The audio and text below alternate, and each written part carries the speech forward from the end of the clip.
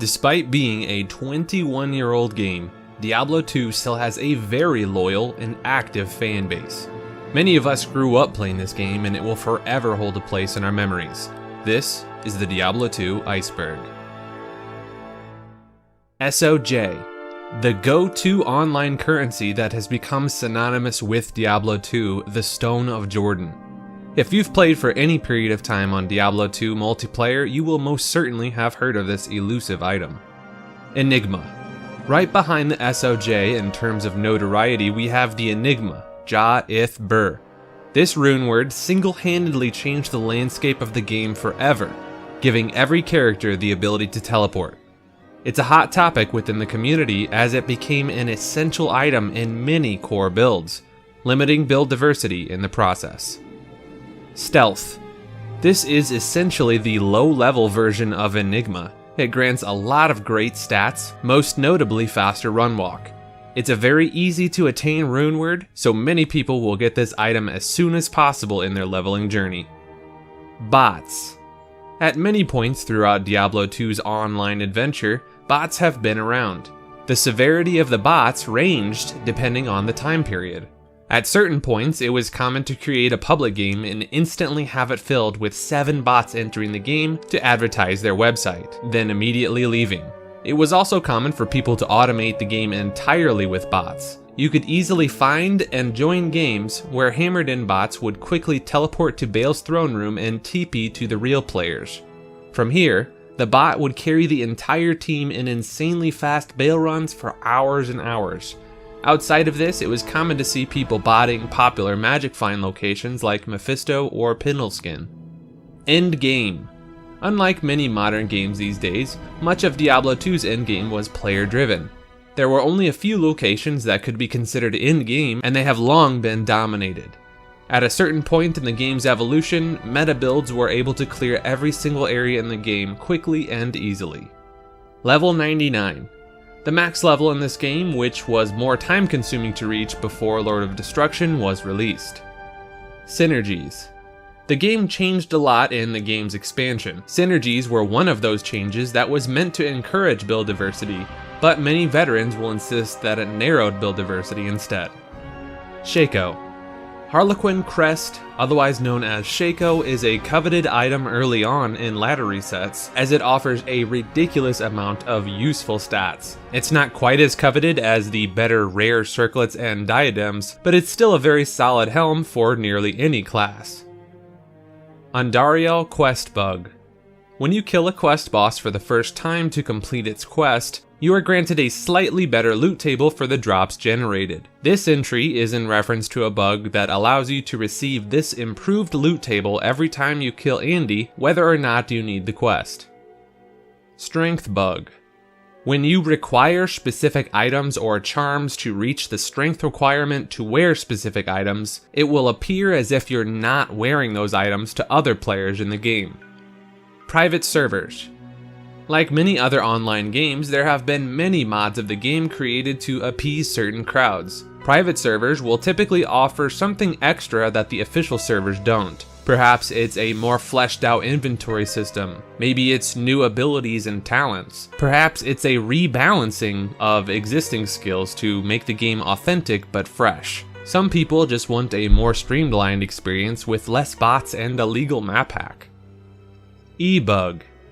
This was a cube recipe that allowed plain ethereal white armors to have their defense increased by 50% while adding sockets in the process. It's primarily useful for making high defense armors for mercenaries since they don't lose equipment durability upon their death. Mr. Llama. This is the streamer and content creator that gained much notoriety for speedrunning in Diablo 2. He became very well known within the Diablo 2 community. He helped to organize community events and even ran several Diablo 2 speedruns at Awesome Games Done Quick charity events. Map hack. These were illegal third-party programs that granted users full vision of the full map. Some versions of map hack also showed monster and quest locations, while even more advanced versions also granted teleport classes ultra-fast teleporting to the destination of choice. D2JSP. This is a community and forum that allows users to sell and buy digital items in Diablo 2 and other online games. Users purchase forum gold that can be used to trade for items with other players. /FM spam. When the friends list was introduced to Battle.net, it was also introduced with the ability to message your entire friends list at once with the /FM command. Many players would use this as a way to message an individual on their friends list, as it's typically faster to type /FM instead of somebody's full account name. Needless to say, it encouraged a lot of unnecessary spam. Hero Editor. This is a third-party program that allows users to edit single-player characters and items. This grants the ability to test out build and item composition in the limited environment of single-player. G-rushing. Otherwise known as glitch rushing, this was the technique where characters of any level could complete the Bale quest in Act 5 without completing the prerequisite Ancients quest, which normally has a level requirement to complete. When a character is already on the quest to finish Bale and has already finished the Ancients, the low level can just stand in town to complete the Bale quest regardless of the completion of their Ancients quest. Aura stacking. Certain items will grant you auras just by equipping them. By using different techniques, players were able to continuously stack the level of the auras. At certain points in the game's lifetime, players were able to stack auras like Holy Fire or Holy Shock infinitely, one-shotting every single mob in the game. 40-15 Jewel. These are among the most popular and expensive magical jewels that add 40% enhanced damage and 15% increased attack speed, two of the most coveted and impactful stats. 45 Life Skillers. Many classes benefit greatly from grand charms that add skill points to specific trees. These skill charms with 45 additional life are often the most sought after grand charms for specific classes. 3 20-20 Small Charms. For many melee-based classes that don't benefit as much from skillers, small charms with +3 to max damage, 20 to attack rating, and 20 HP suit the job. These players will cram their inventories full of these godly small charms. Tyrael's Might. This is statistically the rarest item in the game, though it's not exactly the best item in the game. Mobility Skill Glitch. Certain mobility-based skills like leap and charge have been glitched where the character gets stuck in animation, frozen for a short time. Sometimes they have even been frozen until killed or exiting the game. Bale Wave Skip. This was a fairly recent discovery whereby players can briefly step out of Bale's throne room at just the right time, and you can skip spawning of Bale Waves this way. 08 Items. In patch 1.08, many unique items offered much different stats than their current versions possess. Some of the more notable items include the 08 Vamp Gaze, Valk Helm, Arit's Face, and Gore Rider among several others. Fortuitous Ring of Fortune. This is the magic ring that offers 2 perfect rolls of the modifiers that offer Magic Find. It has the most Magic Find of any ring, but its lacking in other stats makes it really only desired by people who want to min-max their Magic Find. J-Mod. This is a massively coveted item, the Jeweler's Monarch of Deflecting. It offers valuable stats on top of 4 open sockets to jam some jewels into. Javazans are typically the class that desires this most. Chat Gem. This was just an additional feature that they added to D2Battle.net. When clicked repeatedly, it would activate and deactivate the gem with the occasional messages of perfect gem activated or even moo. Many rumors have existed throughout the years as to the purpose of it, but Jay Wilson has stated that the chat gem actually does nothing in regards to its functionality in Diablo 2. Picket. This was another third-party program that would automatically snag items that dropped on the ground. Many bots and other hacks would have this option programmed into them. It got so bad that it just became a battle of pickets if you were joining an online game. Body popping. There are a variety of different ways that a player's entire equipment screen is forced into their inventory. And when your inventory is full, the items go to the next possible location, the ground. Malicious players would scam others by using certain techniques to manipulate them into having all of their gear drop onto the ground for them to pick up. Teleport trick. This is a commonly used technique where people will open their stats or skill windows to increase the distance that they can teleport. When you hold right click and drag the mouse to the far left or right of the window, the game is tricked into thinking your mouse is further in the map. Speedrunners will often use this technique to cover more ground faster in their runs. Stacking potions. This refers to thawing and antidote potion duration stacking as you consume them, increasing how long they are on your character. Many players will use a handful of antidotes for Endariel and thawing for Duriel. Game crashing. There are a number of different techniques that allow users to intentionally crash the game. Some of the more popular techniques involve spawning a lot of animations for the game, causing it to overload and crash. Server rollbacks. Players have been able to utilize these game crashing techniques to cause a server rollback, reversing what had previously happened in games. Players would often use this to their advantage by creating a rune word and crashing the game if the item's rolled modifiers weren't as good as they had wanted. Oculus Ring. This was a popular glitched item that placed the stats of the Oculus unique swirling crystal on the Stone of Jordan. This became massively popular and duped extensively. Bugged Tal's Armor. This was another item that became massively popular and still exists today. It has improved stats over the standard Tal's Armor. Wizard Spike Gloves. Wizard Spike used to be a very popular and heavily used item with its tremendous stats. There were a pair of Mage Fist gloves with the crazy stats of Wizard Spike on them. TPPK. This was a third-party program that used to run rampant on Battle.net. It involved ranged characters shooting projectiles at another player in the open field. Before the projectiles reached the player, the program user would town portal back to town and immediately activate hostility towards them, causing the projectiles to kill the player before they are even able to react. This was particularly nasty in hardcore mode, as players would have their character killed before even realizing what was happening. It was a dangerous time to play hardcore online. D&D scam. D&D was meant for users to give a reason for why they choose not to be disturbed, like perhaps someone is busy magic finding and does not wish to be bothered. This was a common scam used online where players would encourage others through various deceptions into typing /D&D with their username and password, and then from here the account was compromised. Act 2 Trade Scam. Another common scam involved this building right here. Players would encourage swaps via this method where both players drop their items. When one player ran to retrieve the item, the scammer would grab the other's item through the texture and immediately grab their own. This was another one of those scams where once you experienced it, it never happened again. Den of Evil Easter Egg.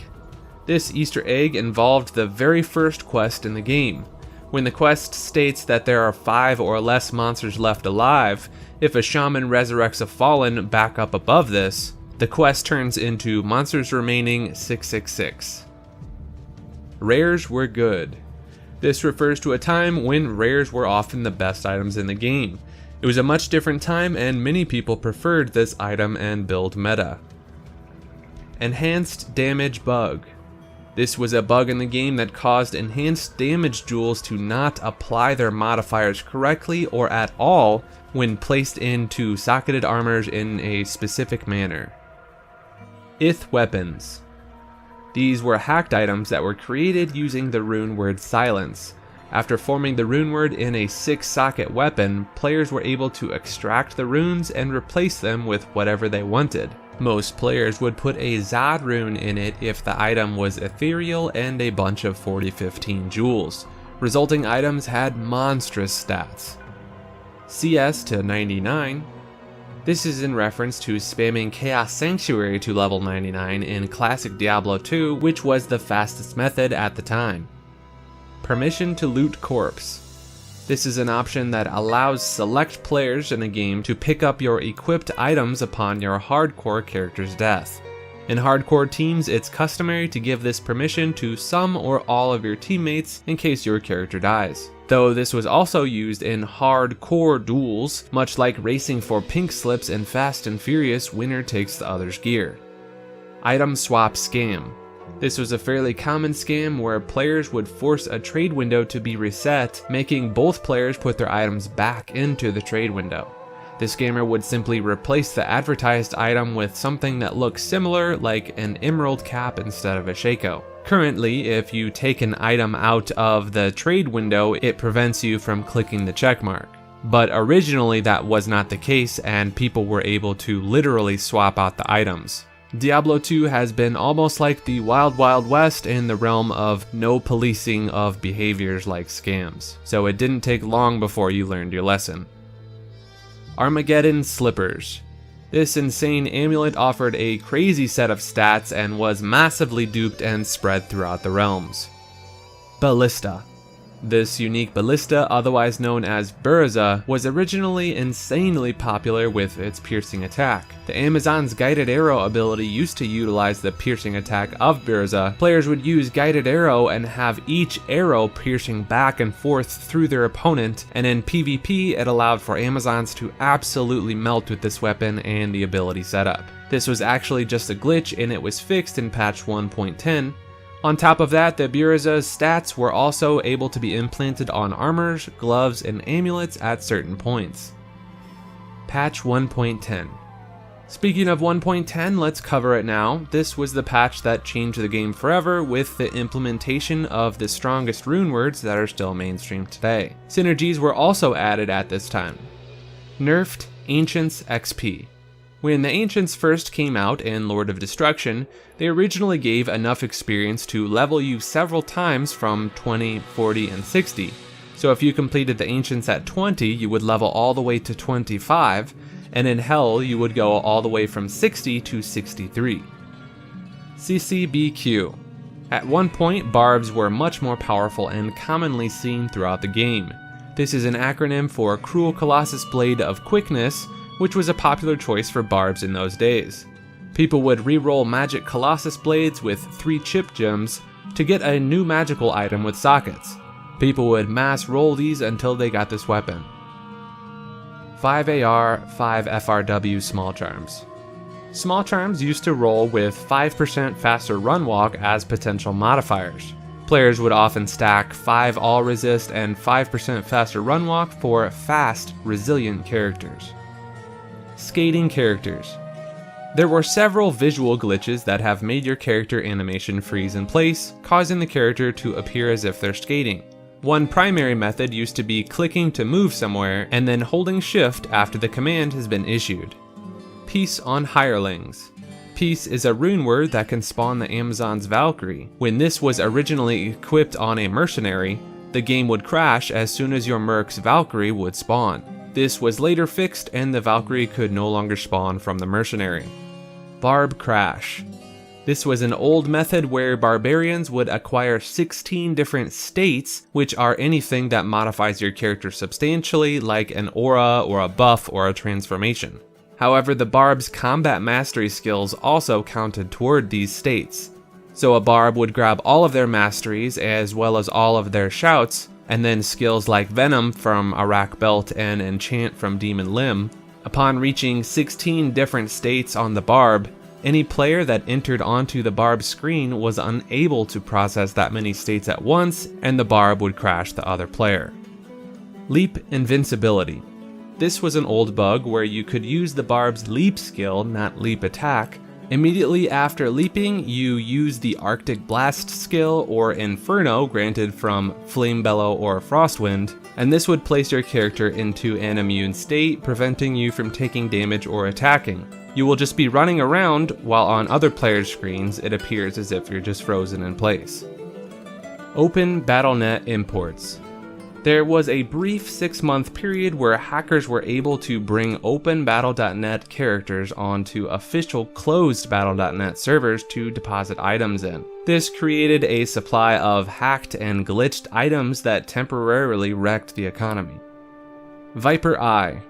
This nasty ring was discovered on the European realms and it was duped massively because of its insane melee stats. Armageddon Fletch. This insane Sork amulet was found during the days of classic Diablo 2. The stats are absolutely nutty and it was duped extensively, some still exist today. 451 Poison Small Charm. Before patch 1.10, small charms could roll the pestilent prefix along with the anthrax suffix to give a massive 451 poison damage over 12 seconds. Some of these also exist today. Patch 1.09. While we're on the subject of patch 1.10, let's delve into its prior patch, 09. This patch was held in high regard for being the last great period of D2 before the takeover of Enigma and more narrow builds that focused on buffing a single spell via its synergies.